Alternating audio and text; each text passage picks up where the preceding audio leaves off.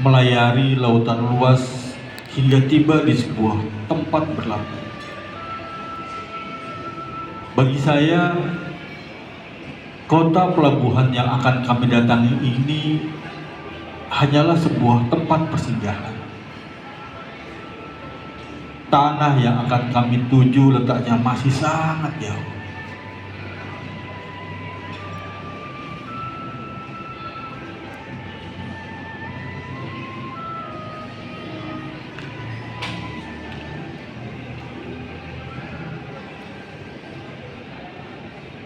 Arloji di tangan saya menunjuk hampir pukul 1 dini hari.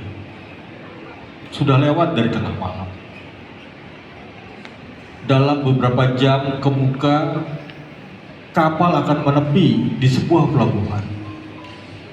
Saya dan sejumlah penumpang akan turun. Sebagian bergabung dengan penumpang baru yang akan melanjutkan kembali perjalanan mereka.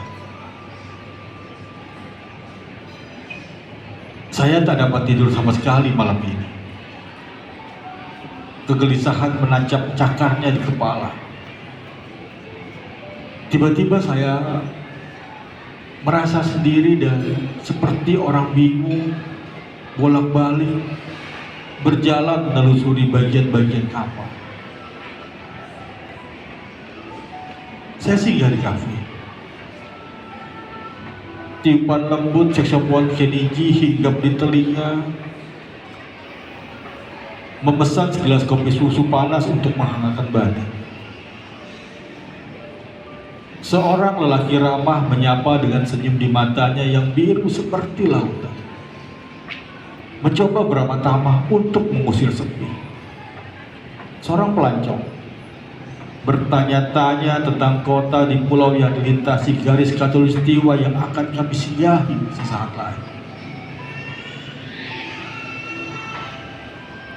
Kawasan eksotis berhutan hujan tropis. Ujarnya memuji tanpa basa-basi. Saya cuma tersenyum mendengar pujiannya. Lelaki itu memang tak sepenuhnya keliru. Hanya ia tak tahu yang dikisahkannya itu hampir menjadi bagian dari masa lalu. 10 tahun lagi barangkali hutan hujan tropis yang dibicarakannya itu telah menjadi sebuah legenda.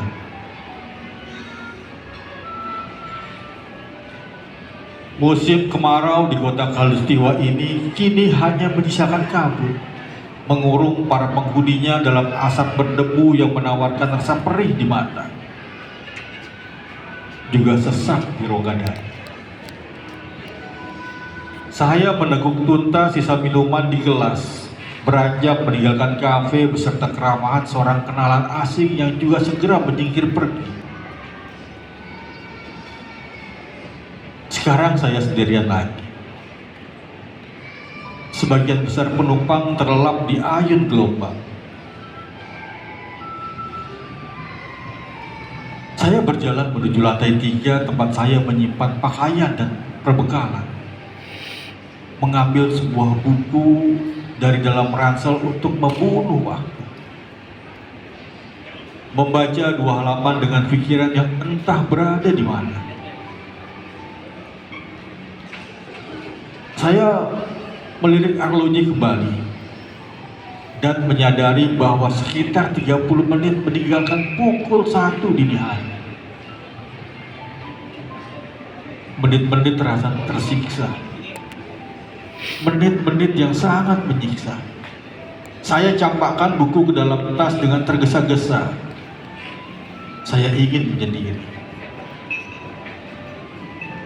Dengan mengenakan jaket tebal dan topi, saya menyeret langkah kaki menuju lambung kapal sebelah kiri. Membuka pintu besi yang berat dan berjalan keluar. Saya merasakan angin laut berhembus kencang menampar-nampar. Perlahan saya melangkah menyusuri dinding kapal. Lautan tenang dengan sedikit gelombang. Saya membayangkan seekor naga raksasa keluar dari dalam lautan dan menelan kapal ini dalam perutnya. Tubuh saya bergidik, mencoba mengusir imajinasi menakutkan itu dari kepala. Di dinding sebelah kanan saya melihat seorang duduk di tempat favorit saya. Sebuah bangku kayu panjang. Membatu di dinding, saya gagal menyendiri. Tapi tak apa. Setidaknya saya punya seorang kawan, seorang teman untuk membunuh rasa sepi. Ternyata kami tak benar-benar sendiri. Di sebuah sudut yang cukup tersentuh cahaya tak jauh dari kami, seorang berdiri di kegelapan. Saya tak dapat melihat wajahnya, bahkan tak bisa memastikan orang itu berjenis perempuan atau laki-laki. Tapi saya tidak peduli. Barangkali orang itu menyendiri seperti kami. Jauh lebih bijaksana jika saya tidak mengusiknya. Saya duduk menyandar dengan santai. Udara dengan uap garam memenuhi rongga dada.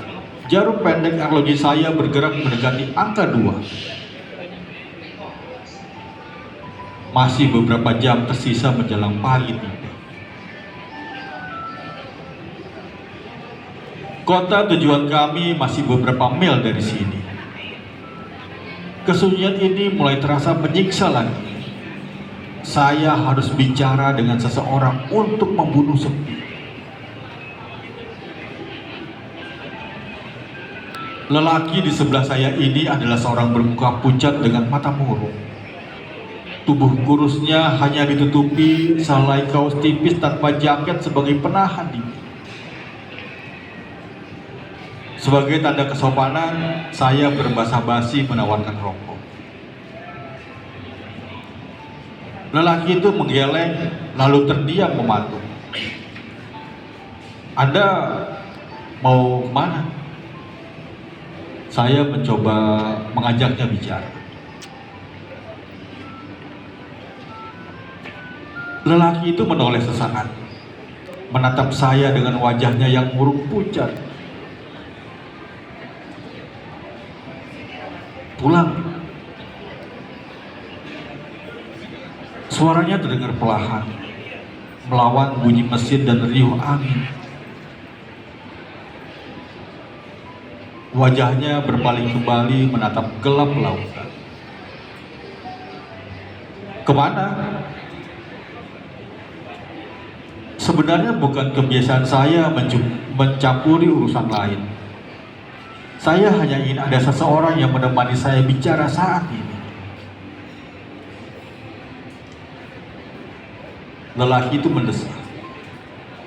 "Jauh, sangat jauh." "Jauh?" Saya bahkan tidak tahu bagaimana caranya bisa sampai ke sana. Pikiran saya bekerja menduga-duga.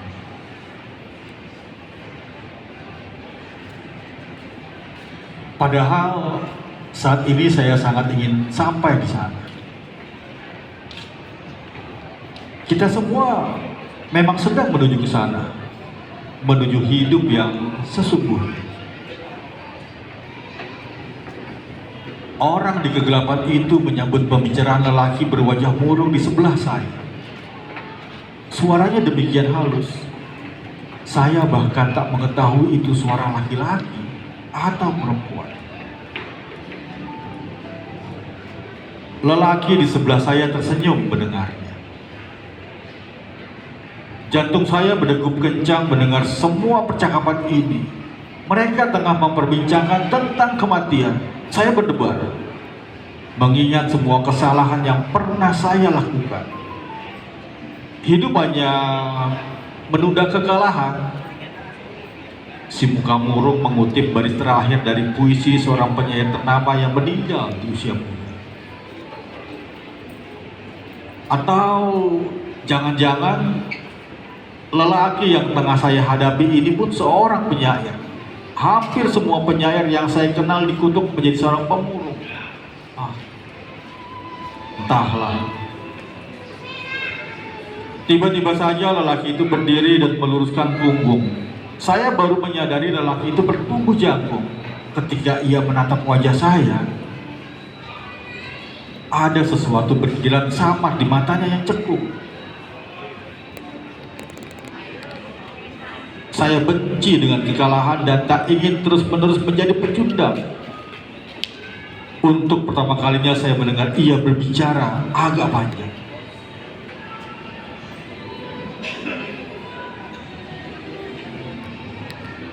Kita semua memang akan ke sana.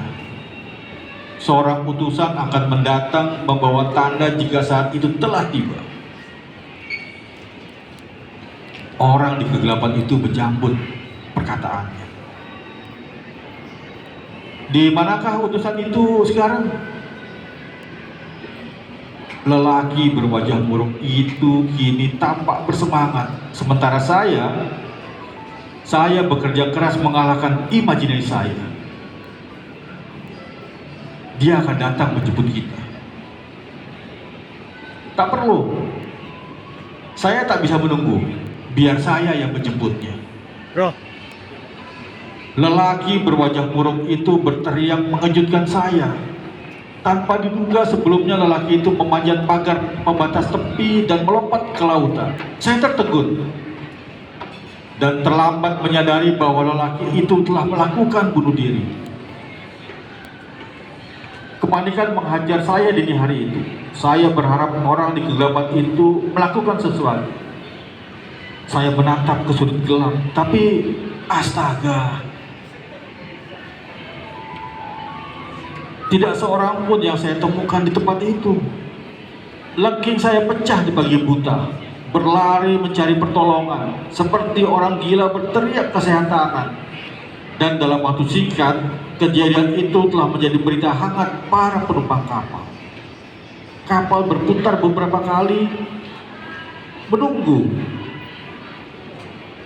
Barangkali lelaki pemurung itu dapat ditemukan, tapi sejauh ini tak ada yang dapat dilakukan. Lautan telah menjadi raksasa pemangsa yang menakutkan.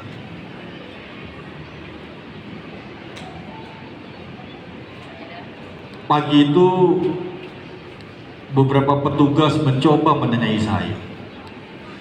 Coba ceritakan apa yang terjadi.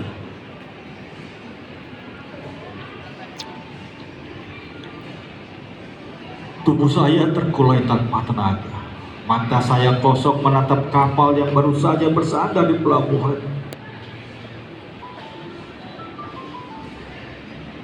Dia sudah tak dapat lagi bersabar. Suara saya terdengar bergetar. Tubuh saya menggigil. Udara malam membuat saya terserang demam. Tanah kelahiran 26 November 2025. Cerita pendek Pemudik karya Ibnu HS.